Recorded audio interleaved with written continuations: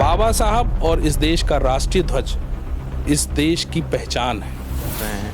कोई कह रहा है नेहरू जी के साथ फोटो लगाइए, राष्ट्रीय ध्वज लगाइए, यानी कांग्रेस वाले कह रहे हैं, हर कोई कुछ ना। एमआईएम वालों ने भी कुछ सोचा है कि नहीं सोचा है? देखिए, आपने बहुत ही अच्छा प्रश्न किया है। हर कोई कुछ ना कुछ लगा ही रहा है, तो पौनराव अम्बेडकर एमआईएम पीछे आखिर क्यों रहे? नहीं, पीछे नहीं है। हाँ, आप भी आंखों में आंखें डालकर बोलेंगे और कहेंगे ये करिए। ये तो सबसे बड़ा काम है। इस देश, अगर आप किसी भी देश में जाते हैं, देश दुनिया में जाते हैं, तो आपकी पहचान क्या है? संविधान और राष्ट्रीय ध्वज। आप अपील कर दीजिए कि अपने घर में झंडा लहराइए, डीपी बदलिए और राष्ट्रगान भी पढ़िए। ये कहा कि इस देश का हर एक नागरिक राष्ट्रीय ध्वज का सम्मान करता है। भारतीय जनता पार्टी के द्वारा, उनके शासन सरकार के द्वारा जो थोपी गई चीजें हैं, उसके आधार पर हम नहीं चलेंगे। हम भारतीय संविधान और फ्लैग कोड ऑफ इंडिया के आधार पर चलेंगे।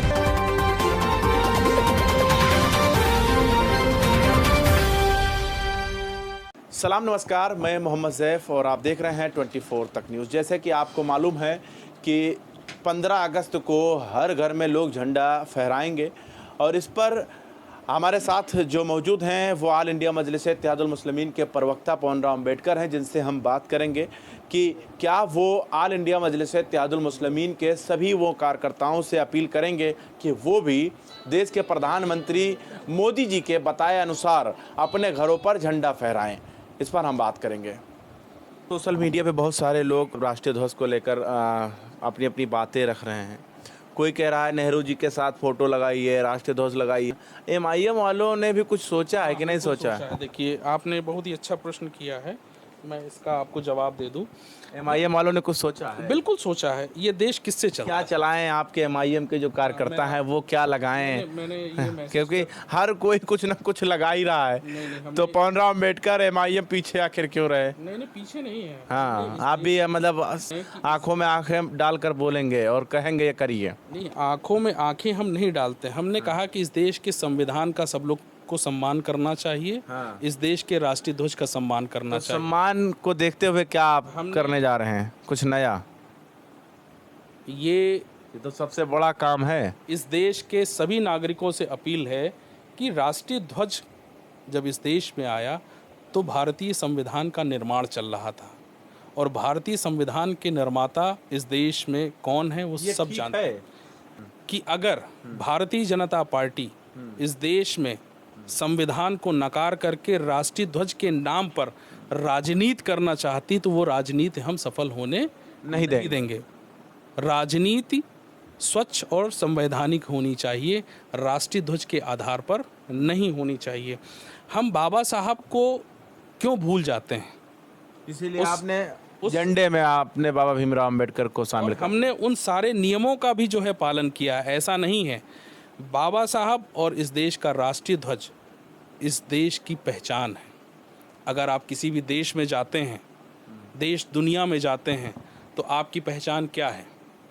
संविधान और राष्ट्रीय ध्वज है ना। संविधान मैं मानता हूँ बाबा भीमराव अंबेडकर ने लिखा, सबकी सहमति से लिखा गया, ऐसा तो है नहीं? ये आप मानते हैं कि नहीं मानते हैं? सबकी सहमति से लिखा गया है कि नहीं संविधान? आप बताइए। संविधान सहमति से नहीं, संविधान की जो मूलभूत भावनाएं हैं, बारीकियां हैं, उसको किसने उजागर किया, उस पर चर्चा होती है।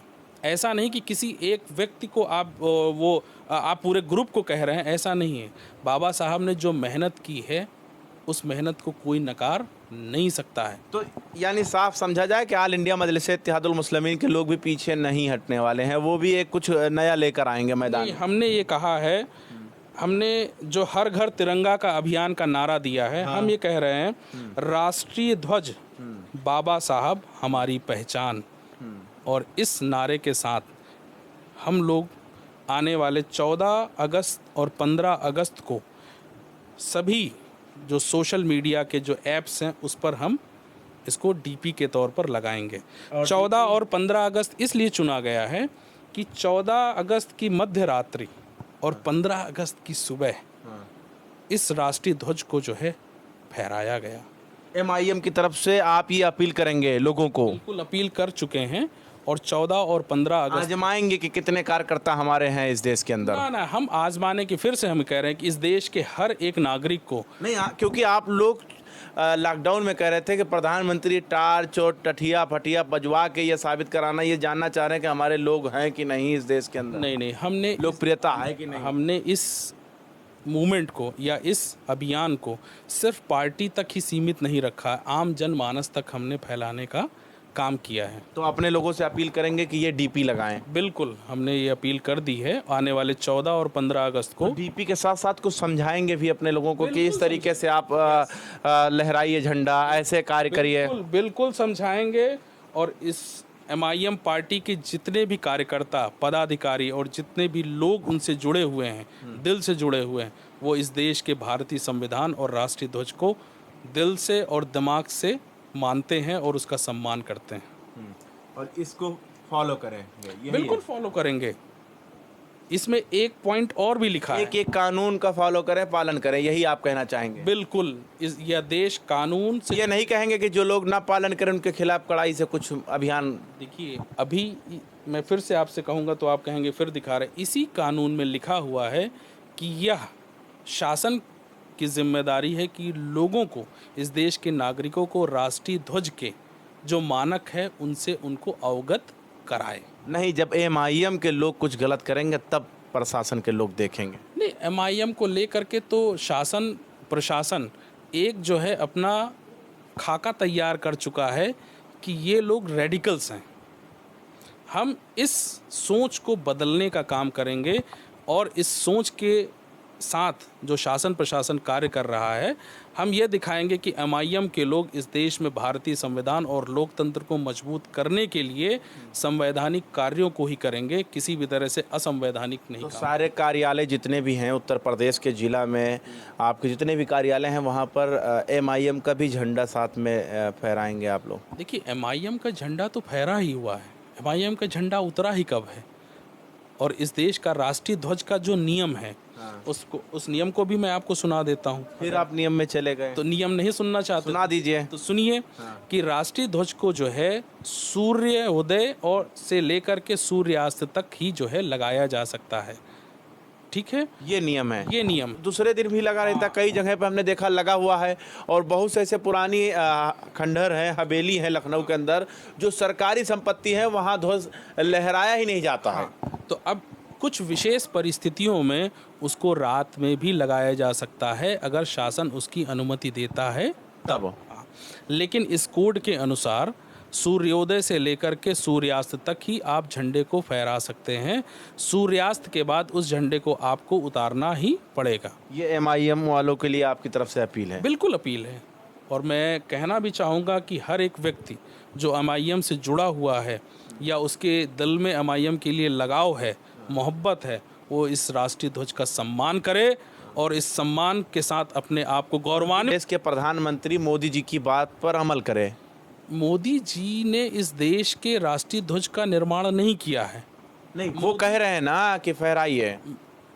मैं फिर से उसी प्रश्न पर आ रहा हूँ, क्या 2014 से पहले इस देश के नागरिक राष्ट्रीय ध्वज को नहीं फहराते थे?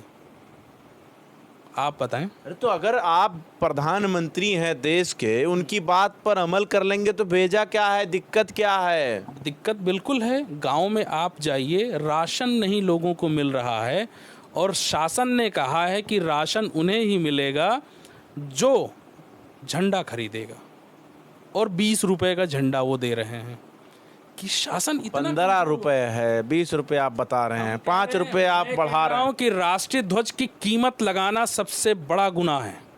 आप राष्ट्रीय ध्वज को बेच करके राशन देने का काम करेंगे तो ये शासन की मंशा पर आप समझिए कि किस तरह की मंशा है। देश राष्ट्रवाद की तरफ बढ़ रहा है और आप पता नहीं कहाँ, आप MIM को लेकर ही परेशान हैं। आपसे एक चीज मुझे यही नहीं समझ में आ रहा। देश के प्रधानमंत्री राष्ट्रवाद की तरफ देश को ले जा रहे हैं, अच्छी सोच की तरफ लेके जा रहे हैं, हर घर में झंडा लहराने की बात, फहराने की बात कर रहे हैं पवन राम अम्बेडकर जी, और आप MIM को लेकर कुछ ना कुछ टिप्पणियां कर रहे हैं। नहीं, MIM जो कहती है वो तर्कपूर्ण बात कहती है। आपने एक शब्द बहुत अच्छा किया, राष्ट्रवाद।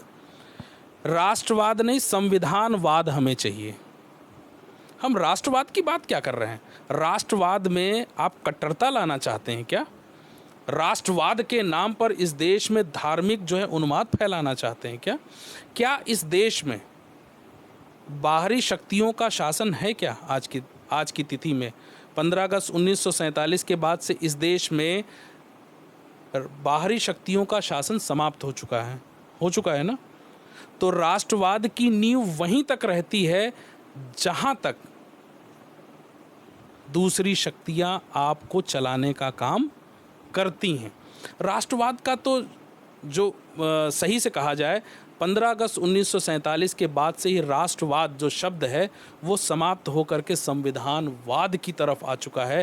राष्ट्रवाद में कट्टरता है, राष्ट्रवाद में धर्म की अंधापन है, राष्ट्रवाद जो है धार्मिक उन्माद फैलाने का काम। तो एमआईएम के प्रदेश कार्यालय में झंडा फहराएंगे कि नहीं फहराएंगे?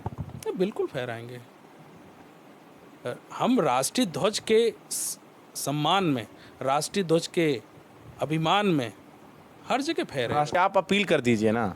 नहीं, हम बिल्कुल, अब देखिए ये तो स्वच्छंद है, इस देश का हर एक नागरिक अपील कर दीजिए ना। इस देश का हर आप एक नागरिक अपील कर दीजिए, जानता है। आप अपील कर दीजिए कि अपने घर में झंडा लहराइए, डीपी बदलिए और राष्ट्रगान भी मैंने पढ़िए। ये कहा कि इस देश का हर एक नागरिक राष्ट्रीय गान का सम्मान करता है, इस देश का हर एक नागरिक राष्ट्रीय ध्वज का सम्मान करता है। भारतीय जनता पार्टी के द्वारा, उनके शासन सरकार के द्वारा जो थोपी गई चीज़ें हैं उसके आधार पर हम नहीं चलेंगे। हम भारतीय संविधान और फ्लैग कोड ऑफ इंडिया के आधार पर चलेंगे। हम किसी भी तरह से भारतीय जनता पार्टी की जो मंशा है, अपील करेंगे प्रधानमंत्री मोदी को साइड करके। नहीं, अपील क्या, जो सत्य है वो सबको पता है और जो थोपा जा रहा है वो भी सबको पता है। मतलब प्रधानमंत्री मोदी जी की बात नहीं मानेंगे? हम कह तो रहे हैं, हम इस देश के भारतीय संविधान को देश के प्रधानमंत्री हैं, संविधान के दायरे में हैं, संविधान के दायरे में है देश के प्रधानमंत्री जी। अगर आप संविधान की बात कर रहे हैं तो संविधान के दायरे में है। देश के प्रधानमंत्री जो आज हैं वो इस देश की जनता की बदौलत हैं और भारतीय संविधान की बदौलत हैं। तो हम भारतीय संविधान और इस देश के हर एक नागरिक को मानते हैं और उनका सम्मान करते हैं। इसमें क्या बुराई है? फिर आप बोलेंगे नहीं? नहीं, हम इसमें बोलना या ना बोलना ये बात नहीं है। हम ये कह रहे हैं कि इस देश के भारतीय संविधान और लोकतंत्र पर हमें भरोसा है, अटूट विश्वास है और इस देश में जो फिर आप इसी पर चले गए? बिल्कुल चलेंगे, बिल्कुल चलेंगे। यह देश कानून से चला था, चला है और चलता रहेगा। इस देश में अगर लोकतंत्र के आधार पर कोई शासन करता है और उस दौरान वो संवैधानिक मूल्यों का और इस देश के कानून व्यवस्था का पालन नहीं करता है तो हम उनकी बात को स्वीकार नहीं करते हैं। तो हमारे साथ ये पवन राव अम्बेडकर थे, ऑल इंडिया मजलिस-ए-इत्तेहादुल मुस्लिमीन के प्रदेश प्रवक्ता।